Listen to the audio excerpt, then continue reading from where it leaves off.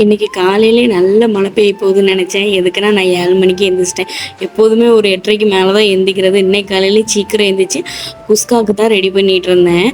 Vegetable biryani தான் போடணும்னு நினச்சேன். சரி நம்ம குஸ்கா ரெடி பண்ணுமே அப்படின்னு சொல்லிட்டு எல்லாமே ரெடி பண்ணி தம் போட்டு வச்சாச்சு. ஹஸ்பண்டுக்கு காலையில் தோசை, எங்களுக்கு வந்து சாப்பாடு தான்.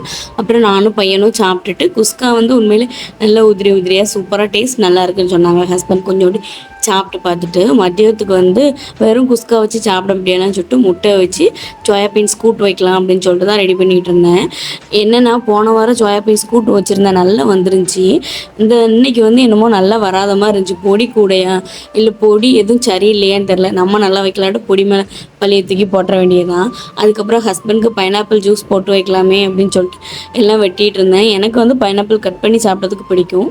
ஹஸ்பண்டுக்கு வந்து ஜூஸ் போட்டால் தான் சாப்பிடுவாங்க. அதனால் அவங்களுக்கு ஜூஸ் எல்லாம் ரெடி பண்ணிகிட்டு இருந்தேன்.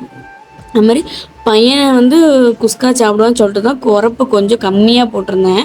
அப்படி இருந்துமே அவன் நல்லா சாப்பிடவே இல்லை. உரப்பே ரொம்ப சாப்பிடவே மாட்டேங்கான்.